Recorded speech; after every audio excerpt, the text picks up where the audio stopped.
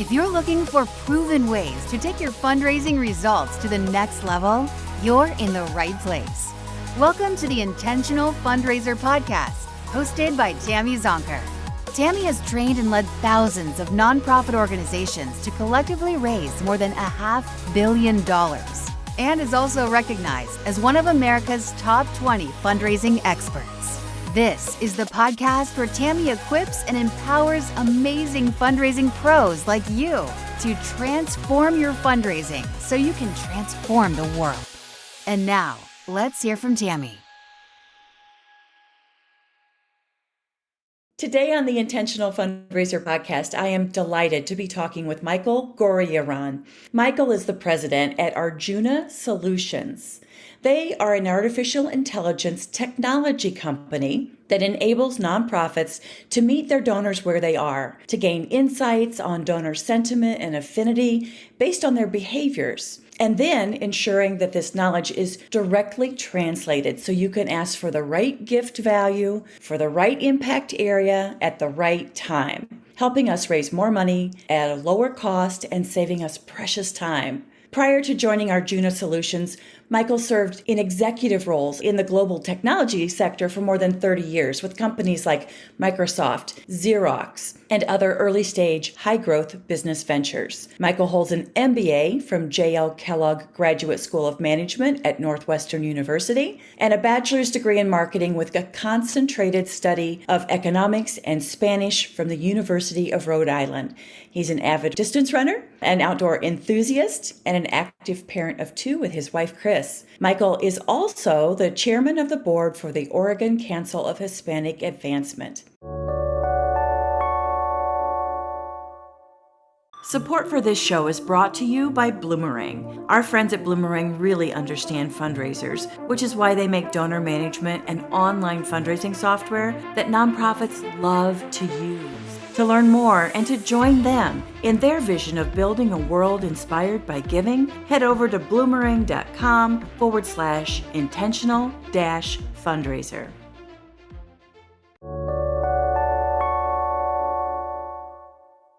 Welcome, Michael. Tammy, thank you very much for having me. It's a privilege to be here with you today. I think the privilege is all ours. So let's just jump right in. Here we are. We're in the home stretch of 2022. And nonprofits have big year-end fundraising goals, and many of them are feeling a little bit nervous about the economy. From your view, what's the state of nonprofit fundraising today, and how can fundraisers beat inflation? One of the most interesting times in fundraising for a while, as I'm sure you would agree, it's the challenges are somewhat formidable because we haven't had the economic conditions really move around as much as they had between the COVID-affected fundraising era of last year in 21. Things changed in the end of the year last year, where all of a sudden people started realizing that there was less disposable income because people started spending their money that they had not spent during COVID as they re-entered the economy after post-vaccination. So we noticed that the behavior of donors, especially in the low end, below $100, was materially affected beginning in the fourth quarter. At the end of the third quarter, I should say, of 21. What happened in 22, as everybody knows, then is inflation, but it was the same issue on giving patterns, where giving patterns were being suppressed, both in the number of donors and the value of the gifts. And so now the question is, as you mentioned in my intro, is how do you find the donor precisely where they exist in their sentiment toward the nonprofit? And do you know when to ask, how much to ask, the critical insights of retaining donors? And that's where I think behavioral economics modeling, which is our core competency with AI, is something that becomes more interesting now than maybe what it was even in 21. As you pointed out, donor behaviors have been changing. There are fewer donors. And what we're finding, according to the Fundraising Effectiveness Project reporting, even tracking through 2022, is that there are fewer donors. And some are giving larger gifts, but gift values are really, I think, volatile. They're shrinking overall. So from your perspective, what's the smartest way to optimize fundraising costs while still achieving our fundraising goals and raising as much money as we possibly can for our missions? So it's fascinating that the giving that we are seeing that is going down is below $500. and below $100 and below 50 in particular. And so we're starting to see that the percentage of the size of the gift is lower and the number of people participating is lower. But above 500, we're actually seeing that there's still an opportunity to do better than last year in terms of fundraising. And we're delivering this on a regular basis. We're seeing this firsthand. So there is elasticity in the higher levels of giving, and that rolls all the way up to $10,000. So we're seeing the gifts between $500 and $10,000 growing very nicely still, which is reassuring, honestly. The bulk of our donors, individual donors, 70% of the gifts that are made in the US is what we're all concerned about. So the opportunity then is really to say, how do you engage those folks effectively? And there's two aspects of it. One is knowing where they sit on the quote unquote demand curve. How strong is their sentiment to the nonprofit? And then the other one, because of the increase in the cost of direct mail solicitation, which is a core critical pillar of fundraising, to be more judicious about the frequency with which we are soliciting those donors, where the economics are being harmed by the increase in the cost of doing it. But also, if you have less elasticity with a donor, it's not beneficial to continuously solicit them. So we're finding the donor where they fit, and then this opportunity to manage costs more effectively are the mantras of really being effective in fundraising today. Mm-hmm. So when you look at the mix, the formula of direct mail, likely to those donors who have the strongest sentiment and the larger gift capacity, and then the portion of that formula that focuses on digital appeals like emails and the like, what advice do you have for nonprofits in finding the right formula for them? So I think the key word is balance. And I can't say this enough, or I can't emphasize it enough. It's not either or in these communications channels. It is getting the right communication through the right channel at the right time. And so that means having a balance across your direct mail solicitations, your email solicitations, your online login process when a donor who's an existing donor logs in to take advantage of resources that the nonprofit provides as part of their connection to the nonprofit. You're soliciting inherently once they log in. And since you know who they are, you really have the opportunity to optimize giving. The same thing with SMS or telemarketing, those types of text messaging, things like that. All of these things are part of the formula. And we have the ability to look at artificial intelligence modeling across the channels to be able to optimize the balance of which channel at what time for which donor, and then how much to ask as the second criteria. By getting that right, you have a nicely balanced fundraising process. It's not dependent on one or the other. And there isn't a world where it's only email or it's only direct mail. It has to be both. And I'm using email as a surrogate for all digital. But if you can get the right cadence and the right amounts in place across the different channels, now you always have to have a good appeal. But I'm assuming everybody has a great marketing agency or great marketing internally. So getting the appeal right is really critical. The rest of it is the mechanics of balancing the solicitation count and the channel. Well, I feel like for some of our listeners, the words artificial intelligence feels very futuristic, maybe even a little bit intimidating. Some of us don't realize that artificial intelligence is already alive and real in our everyday lives, whether it's, what Amazon serves up to me as a potential, like something they're suggesting I purchase, or the facial recognition that I use to get into my iPhone apps. Talk to us about what it takes to adopt artificial intelligence. How do we bring board members and our CEOs or executive directors along to get their buy-in for this concept that can seem a little scary? Yeah, you really hit on a broad topic there, because part of it is the ethics of using AI. Is this an ethical way to be fundraising, right? And so this is a very conscious, deliberate way of considering, is this right for me? And then the second one is the opportunity to be able to do this in a way where you are doing it so that it is maybe less cumbersome on you operationally. And then the third piece of it is when you are looking at the ways in which you can use AI, what is the right AI for you? So the first one is pretty obvious, yes or no, based on your ethics. And we have some white papers on this. But I would say ethical comes in two flavors. Are you exploiting the donor, or are you enhancing your relationship with the donor? And it's obvious where we believe everybody needs to be is in the second area. So if we can enhance the relationship because we use AI to know more about the donor, their sentiment, their passion for the organization, that's good. If I don't use PII, then I also don't create this bias or ethical issue in the way I'm using artificial intelligence to discern the gift values. And then I think the opportunity to be able to do this without having a lot of intervention with your staff is beneficial. What we have found is that when we gave our technology to customers, it was physically difficult for them to use it because they didn't have enough headcount to learn something new, do something new, and didn't have the expertise. So having the lack of headcount, having the lack of expertise turned our direction toward delivering AI as a service. Now, some AI is passive also, where it's just the way in which your experience works. Like when you think about a Tesla car, it has supervised AI where it knows all the rules of the road, and it's there whether you want it or not, and is keeping you from hurting yourself or hurting somebody else. We use a different type of AI, which is more interesting in my opinion, where it's unsupervised. It's operating on its own and has a series of rules that have allowed it to become more and more of an expert by itself internally. And being able to not have to intervene in using AI where it's a passive thing is better. But the way we've been able to deliver this to our clients is by doing it for them. And so that even though it is something that requires a lot of engagement, we have the expertise in-house to do it. And then we just meld into the customer's workflow. So there's a lot into the topics you brought up there, as you can see, between the ethics, the nature of the AI, what type of AI, and whether it's right for you, how to do it effectively. And these are all the things we factored into our decision-making with now it's almost 9 years of experience in market. So there's very much a consultative wraparound partnership when someone reaches out to Arjuna Solutions.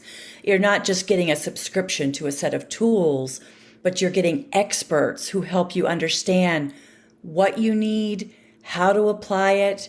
Talk to us a little bit about that process.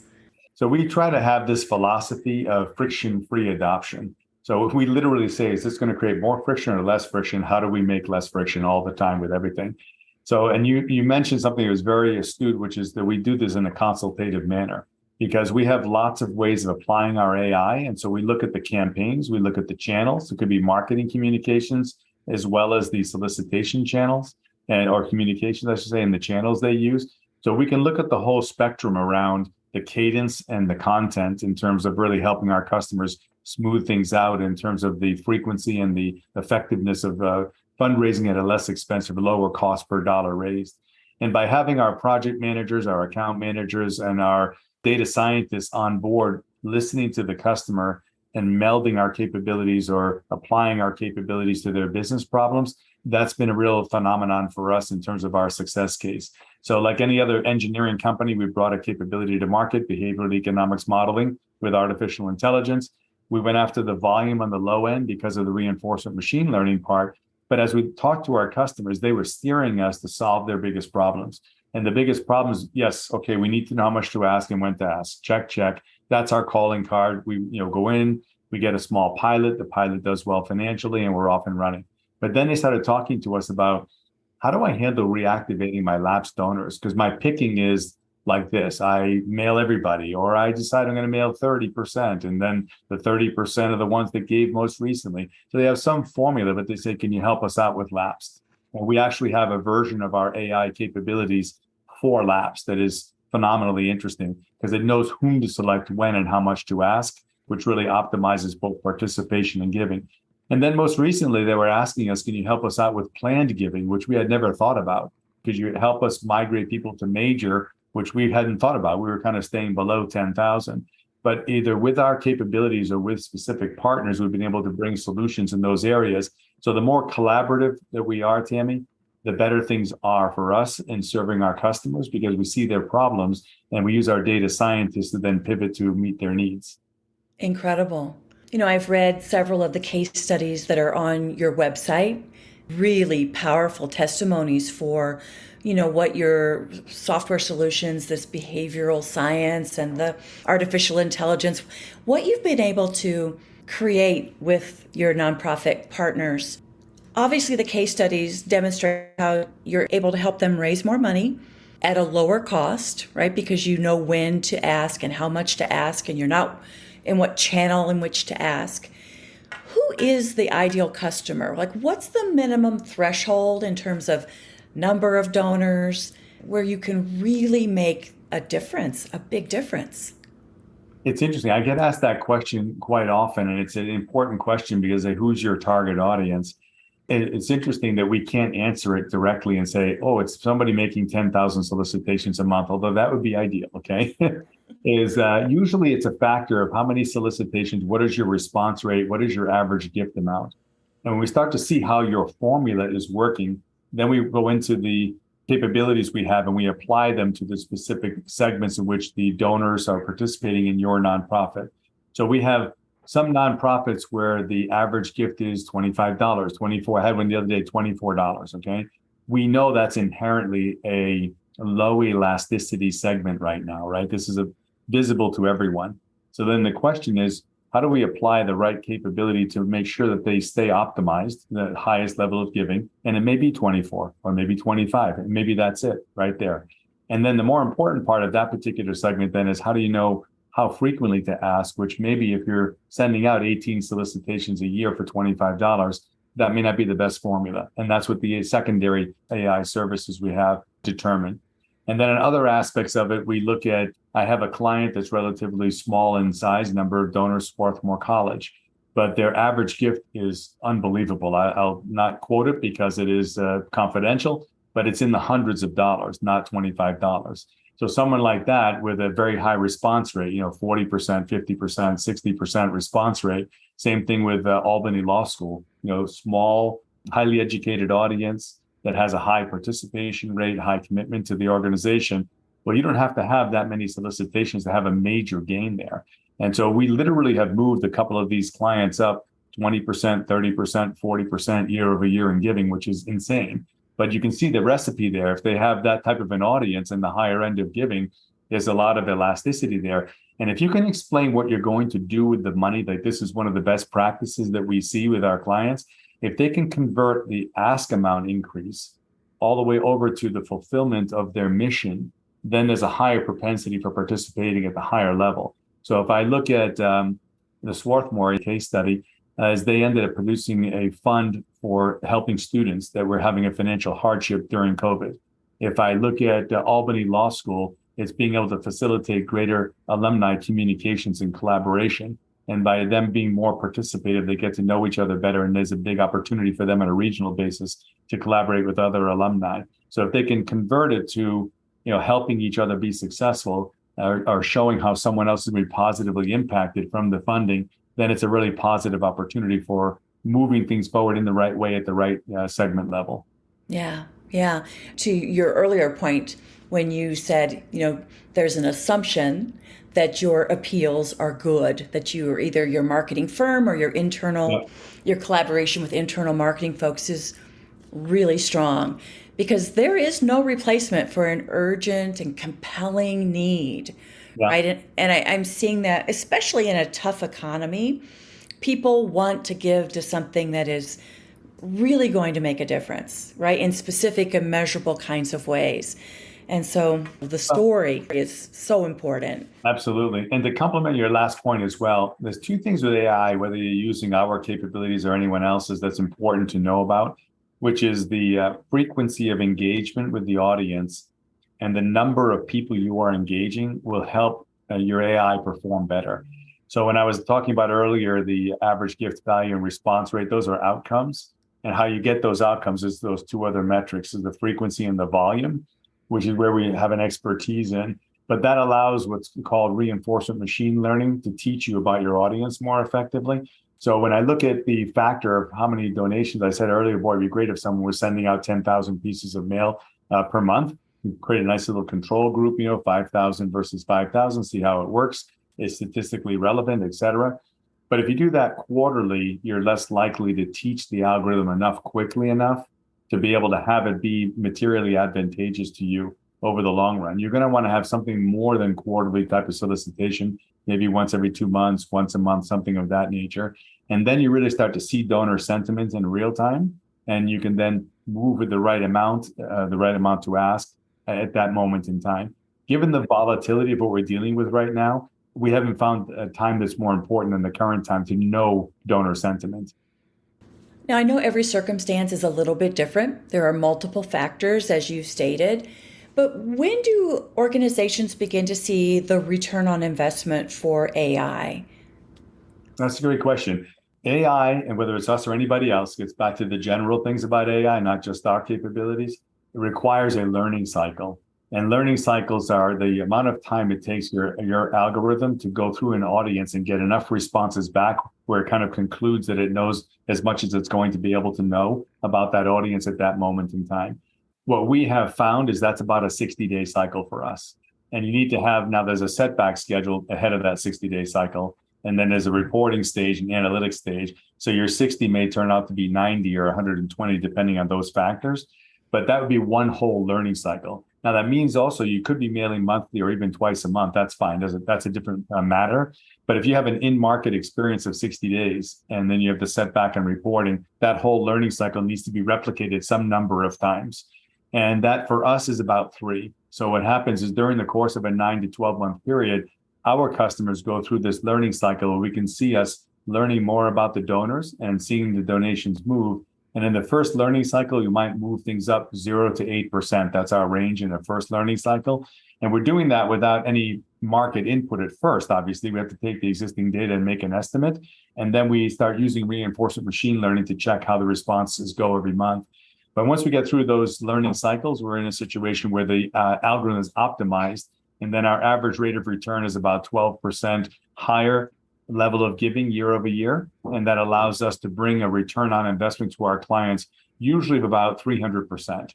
I'd say worst case is about a 50% ROI. Best case is 250% ROI. That's kind of our sweet spot in there. And at 250% ROI, you're getting $3.50 for every dollar you invest. And then we're very conscientious of making sure that our customers experience a very positive ROI, or there's no justification in using the capabilities. Yeah, that's incredible. I mean, that is an incredible ROI. I wish my stock performance was doing as well. Mine too. And that's direct cost. That doesn't even factor in staffing, right? Yes, this is just the direct cost, but you don't have to do anything. So we do the staffing because it's our stuff. Yeah. So your net cost, and by the way, if I'm talking about cost for a moment, you have to indulge me, we're 10 cents per gift array.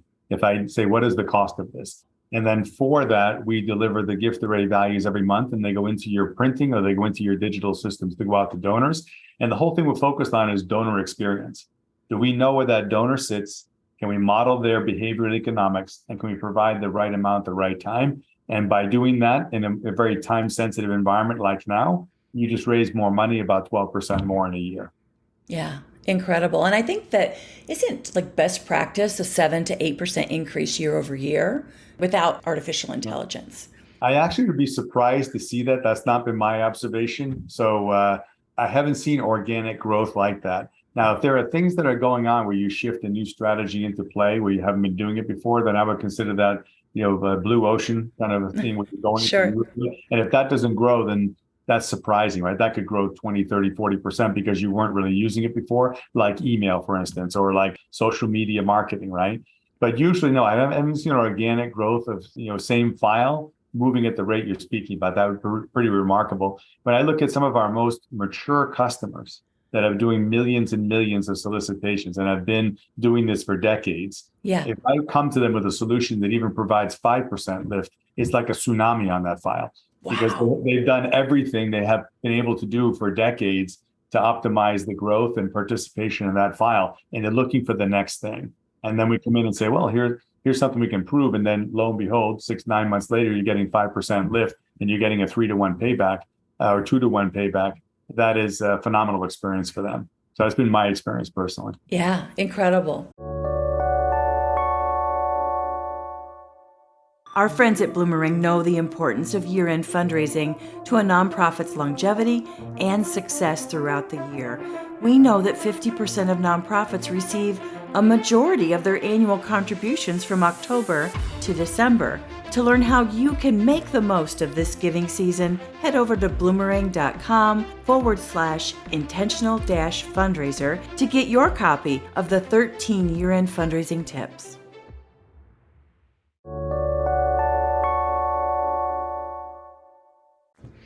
Well, I know that fundraising teams in general We know they're under pressure to raise more money each and every year, and often with the same number of staff or maybe even less, right? There's staff turnover and those positions sometimes don't get filled.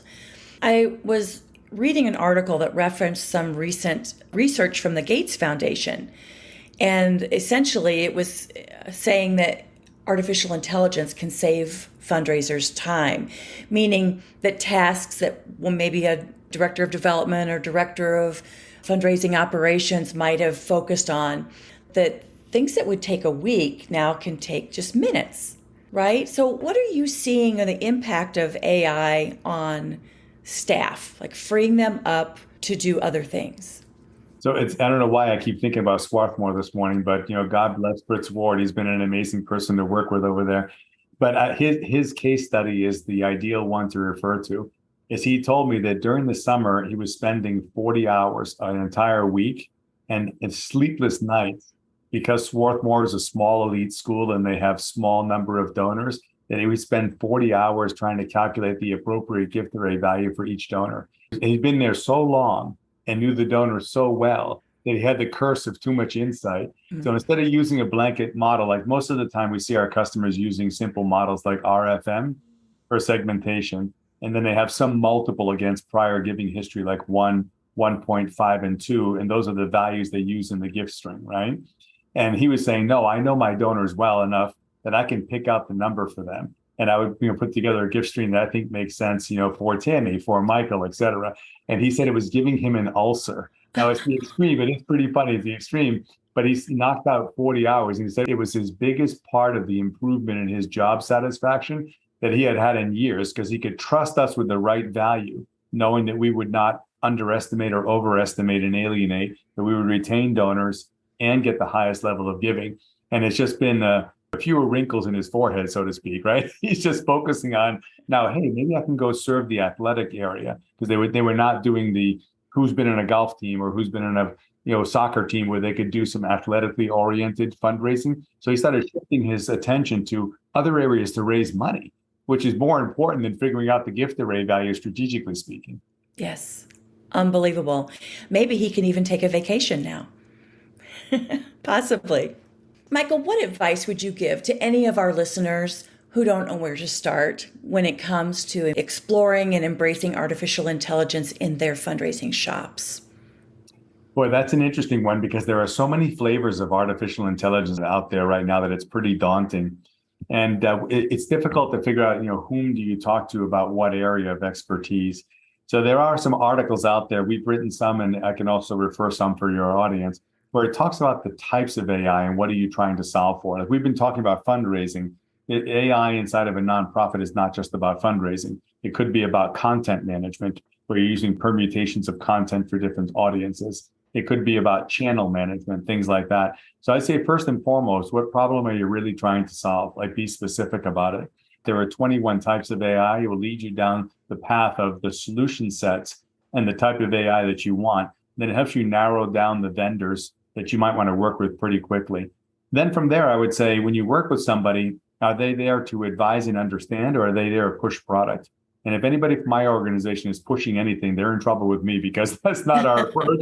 Our approach is, let me understand, as I've been articulating, what are the problems you're trying to address? How have you done it before? And how can we help you rethink some of these practices without creating turmoil? I don't want to create operational turmoil. So by us giving you the services, zero operational turmoil. I don't want to create financial risk. So that's why we do it for our customers, so they don't have to do anything that is scary about using AI in a way that might alienate donors, right? So I think that having enough conversations with people who know the topic, even if it's not their area of expertise, like say somebody wants content management optimization, and I don't do that, I know enough about AI, what to use, and I actually know who does that in the industry. So then it's a different ballgame where you could say, well, here's who I would talk to. I talk to this person, that person, the other person.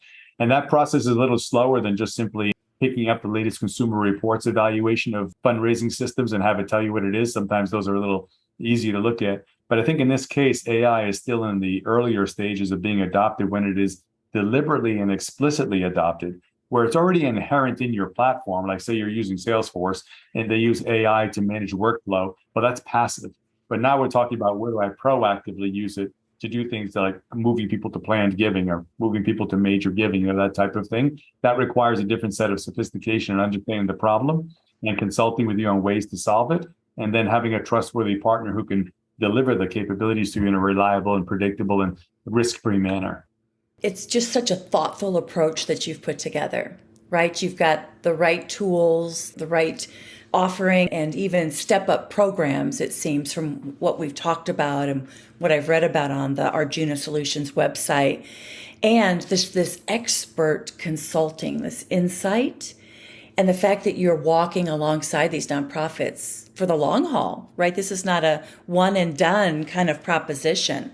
This is a real commitment, but a commitment that has a proven and tested return on investment. I think one of the things I thought that was interesting too about if I am a nonprofit organization, we're always trying to find new donors, right? And at certain levels, these donors become much more material, above 1,000, above 5,000, above 10,000, above 50,000, et cetera, right? But usually, from what I've seen, is everybody has somebody on the bench that they have been cultivating who is looking for a way of coming in and making a strategic impact. And this is one of those opportunities. We've done this many, many times, where we've taken somebody who's being cultivated and they become the sponsor of the first pilot projects for adopting AI. And usually if a donor is technologically or strategically oriented, they get really excited about getting behind that, especially if it materially changes the foundation of giving, where maybe there's even a less dependency on philanthropy because you start to build a better endowment by raising money in a more effective manner at the higher levels, the 5, 10, 15, and 1,000 and above, or planned giving, because those things really start to put your endowment in place that allows you to earn interest to be able to drive your charter. But for those who are still growing, knowing how to re-engage, or I should say engage, these donors who are being cultivated with something as exciting and interesting like this is an interesting talk track too. We've been fortunate enough to have that happen many times. So as you explore potential partnerships with nonprofit partners, is this also part of the value that you can add, coaching them on how and where to find potential investors to make AI a reality inside their organization? We do. And I would say it's not so much coaching as much as asking, and then say, if you have somebody that's on the precipice of making a gift, I'm happy to speak with that individual about our capabilities, what they would do, what the meaningful impact is for your organization, and who else we've used it with. And then if that is a very, non-pressurized kind of a thing, it's more of an infomercial, if you will, and then Sure. let them become familiar. If that inspires them to give because of the strategic impact, or maybe they like technology, then that's been great for us. But usually we will fund it just on return on investment. If I'm giving somebody $2 or $3 back for every dollar they invest, it becomes self-funding after the first year. So a small pilot, it gets you off the ground, you see the case, and the rest of it is in-year cash flow improves, so it pays for itself. Yeah, impressive. And certainly there are more and more foundations that are giving 2 and 3 year grants for capacity building. And this is a very clear capacity building strategy. And we have been fortunate enough to find a couple of those, and they've been very generous around this opportunity. And it's interesting because when you think about philanthropy, now people are thinking about, how do I change philanthropy? And that's where we were fortunate enough to run into some strategic individuals who were putting together resources to help their own favorite nonprofits. And they happened to thankfully run into us. So it was a mutual opportunity to bring the right thing at the right time to be able to really enhance the performance of fundraising. Well, and that's what we need. We need new thinking around philanthropy and the role that fundraising plays in it. So good. Well, Michael, this has been really informative, and I kind of get all whipped up about this. The more I learn about it, it is exciting. At the end of each episode, I like to ask a few rapid fire questions just to give a little extra value to our listeners. Are you game? Sure. Put me right on the spot. Go ahead. Okay, good. First question, what's the best fundraising advice you've ever heard? I would say that you shouldn't be hesitant to try different things and just keep it contained. And that was one of my first engagements with a client after being with Arjuna, where they were telling me how they manage that. And they gave me all the details about how to manage risk in doing that. Very good. What book do you recommend to our audience and why? I'll give you a real wonky one here. I'll give you Principles by Ray Dalio, D-A-L-I-O, Ray Dalio, Principles. And what's interesting about that book is I think it is the kind of thing that would benefit any business, but even more so the nonprofit sector, because they talked about the principles that they use to make decisions about all kinds of things and how they advance the business very effectively through those principles. The nonprofit sector is always challenged with a heavy relationship index. And sometimes that makes it difficult to make objective business decisions. That's the trick in nonprofit fundraising, is to get both balanced. And I think Ray's book is on the secondary point, which is how do I make effective business decisions and empower my organization to move forward with that? And then you've got to balance out this relationship aspect. Mm-hmm. I love that. And certainly those principles will resonate with our board members as we're talking about how to justify these investments in AI to help us raise more money. Michael, what are the three most important traits a successful fundraising professional must possess? So I think followership, and it's probably the same in a lot of businesses, but followership is the key thing, because in nonprofits, there are a lot of different activities going on. So whoever is the leader, not the formal leader in the organization, but the influencing leader, needs to be able to inspire followership. I always admire that, because then they can see where the opportunities and challenges are and channel the native energies and native capabilities of individuals to move toward addressing those opportunities. And then I would say the other one is objective calculation of the strategic and financial impact of the decisions you're making. And what I don't see a lot in the nonprofit sector is dynamic resource allocation when things are underperforming. And I think that's an area of opportunity. I think that's a secondary one. And then the third one is the risk assessment of exploring new things, whether it's a process or a practice or a technology, needs to be endemic to the individual. So there's not an excuse any longer where you can say, well, it's all technology, I don't understand it. I'm not saying people say that, but I've heard it in other instances in my life where, they check out and say, well, I'm not a technologist, so I can't be held accountable for knowing about that. That just doesn't exist anymore, because everything is technology, whether it is your car, it is the sneakers you buy, it's the clothing you buy, everything has some aspect of technology. And we all need to know about it so we can figure out what's the right formula for us in adopting new things. So those three.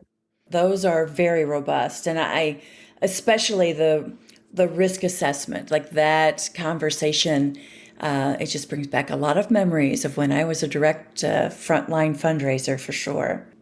What is your favorite fundraising tool or application? And it's okay if it's yours. I was going to say, is this a trick question here? Wait a second. I would say, ours, for obvious reasons, is we just help people get a better insight into their donor behavior. And then I think as a result of having a better insight to donor behavior, they learn better how to serve them. And part of serving them is knowing how and when to communicate, as well as being able to know how much to ask. I have a lot of respect for people in the industry that are colleagues, I would say, of mine who are in other companies. If I look at another company I admire, like Sean Olds, the CEO over at Boodle AI, I really admire him a lot.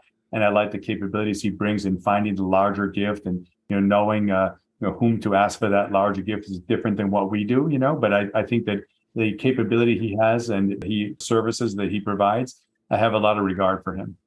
Thank you for sharing that. What's your favorite fundraising conference? And I know this can get you in big trouble because you speak at many of them. Yes. I would say I love all my children equally. Let's start with that, right? We've had good results most recently, which I was very happy about, with the ANA conference in Chicago.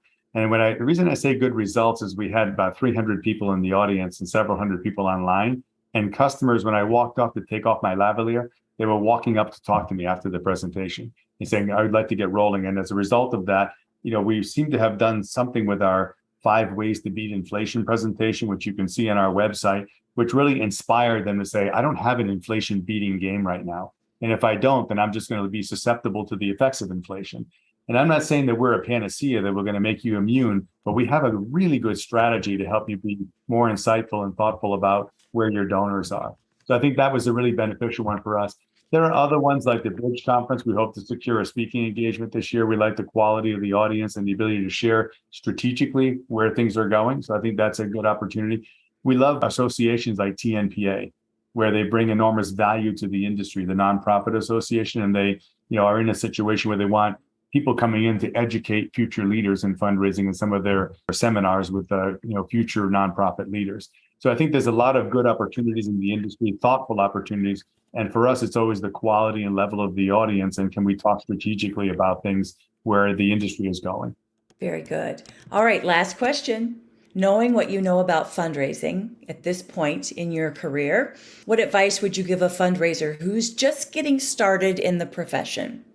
Well, we said a lot so far in the webinar, good stuff to address this question, actually. But I would say, being able to continuously be in a learning environment and being in an area where you can benchmark a lot of other nonprofits because everything is so public, it's the fastest learning curve possible.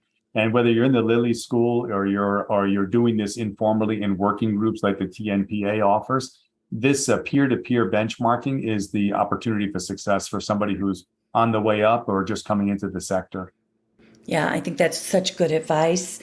I remember way back in the day when I was a frontline fundraiser, so that goes back like almost 25 years. It was really mostly about your people skills, your ability to engage people, to understand their values, what they wanted to accomplish with their philanthropy. And that's still important.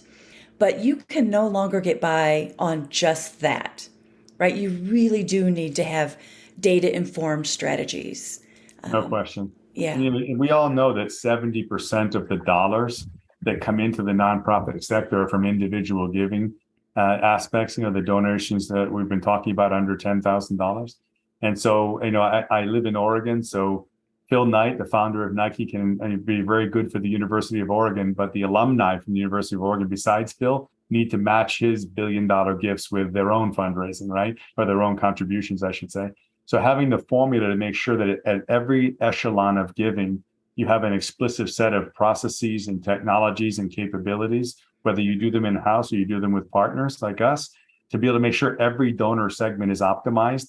It'd be like sitting on a three-legged stool and one leg is shorter than the others. You really got to make sure all the legs are fully operationalized, even on the floor, and that you don't give up this 70% of dollars from the individuals that are offset by large donations, which is always very tempting for the chief development officer to be going after the big gifts, like the president of the university does many times, instead of really saying, I've got an engine to cover the rest, or I've got capabilities to cover the rest. Yeah, so good. Michael, you have been a real gift to us today. Thank you. Thank you very much for the opportunity, Tammy. I really appreciate it. Oh, it's our pleasure. If you want to learn more about Michael and Arjuna Solutions, we've included links in today's show notes, as well as links to the other resources that Michael referenced, like the white papers and the 5 Ways to Beat Inflation video.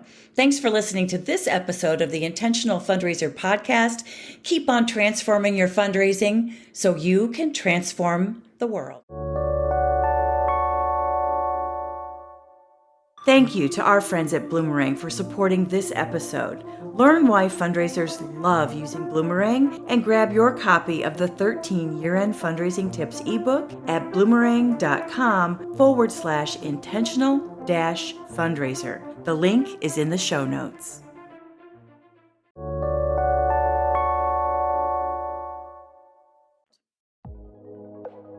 That's it for this episode of the Intentional Fundraiser podcast. If you like this podcast, subscribe and download each episode on your favorite podcast platform. Share it on social media with the hashtag #TheIntentionalFundraiser and tag me, Tammy Zonker, and you'll be entered into a drawing for some great swag, books, and courses.